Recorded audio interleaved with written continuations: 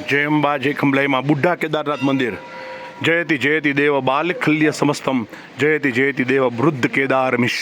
श्री बुढ़ा केदारनाथ उत्तराखंड टिहरी गढ़वाल के अंतर्गत पंच महापर्वत यक्षकूट धर्मकूट सिद्धकूट अप्सरागिरी स्वर्ग रोहिणी बाल खिल्य ऋषि तथा धर्माचार्य युधिष्ठिर की तपस्थली लिबा लखिल्य एवं धर्मकूट पर्वत से निकलने वाली बाल गंगा और धर्म गंगा के संगम धर्म प्रयाग पर अवस्थित है।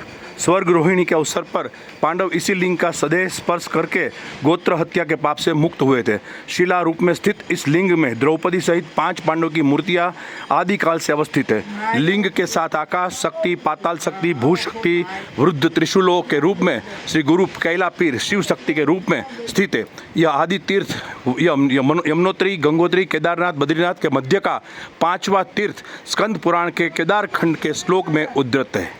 बुढ़ा केदार नसीबदार अमे लोग खंभलाई मानी कृपा अत्यारे आव्या छीए।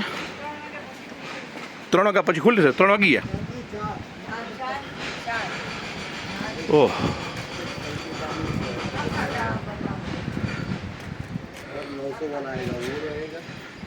शू कहे 15 પછી ખુલશે। ओके कांई वांधो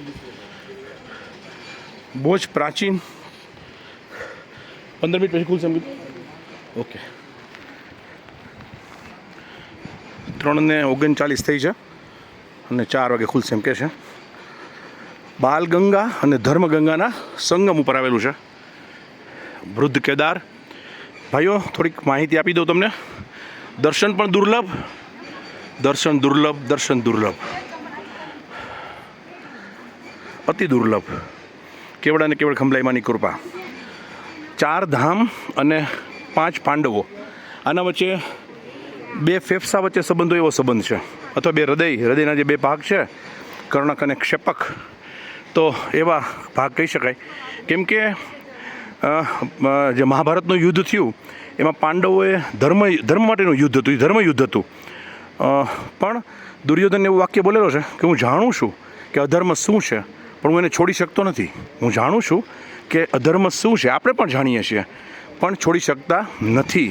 અને હું જાણું છું કે ધર્મ શું છે પણ હું એનું આચરણ કરી શકતો નથી। તો એવું જે ધર્મયુદ્ધ થયું જેમાં 5 પાંડવોએ 100 કૌરવોને હરાવ્યા, પણ એમાં ભીષ્મ પિતામહ જેવા પિતૃદેવની હત્યા, ગુરુ દ્રોણાચાર્ય જેવી ગુરુની હત્યા, દુર્યોધન જેવા ભાઈની ભાતૃ હત્યા, ગુરુ દ્રોણાચાર્યના અસ્વસ્થામાં તો નહીં પણ ગુરુ દ્રોણાચાર્યની બ્રહ્મહત્યા, કેમ કે અસ્વસ્થામાં ચિરંજીવી છે। પણ આવી પિતૃહત્યા બાળ હત્યા બ્રહ્મહત્યા ગુરુ હત્યા ભાતૃ હત્યા આવા જેવા પાપ છે કે જે ભયાનક ને ભયંકર પાપ છે એમાંથી કોઈ મુક્તિ ન અપાવી શકે સિવાય શિવ કલ્યાણકારી પરમ કલ્યાણકારી શિવ।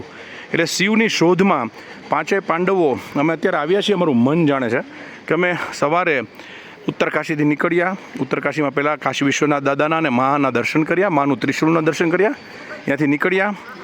ગુલાબસિંહજી નેગી મારા પરમ મિત્ર છે 25 વર્ષથી, જે ઉત્તરકાશીમાં વસે છે। એમને અમે મળ્યા અને એને કીધું કે વૃદ્ધ કેદાર જાઓ, એટલે અમે વૃદ્ધ કેદાર આવ્યા। આ એ જગ્યા છે કે પહેલી વાર પાંડવોને મહાદેવજી અહીં બેઠા છે જંગલોની વચમાં પહાડોમાં બરફની વચ્ચે એવી કોઈ ઋષિમુનિએ માહિતી આપી। એટલે અહીંયા 5 પાંડવો આવ્યા અને સૌથી પહેલી વાર મહાદેવજીએ એને દર્શન આપ્યા। પણ મહાદેવજીને એને દર્શન નહોતા આપવા। મહાદેવજીને પાંડવોના આ જે કર્મ થયું એમાં બિલકુલ ઈચ્છા નહોતી, એટલે મહાદેવજી ગુપ્ત રૂપે છુપાઈ જવાને બદલે વૃદ્ધ થઈ ગયા। એટલાનું નામ છે બુઢા કેદાર વૃદ્ધ કેદાર।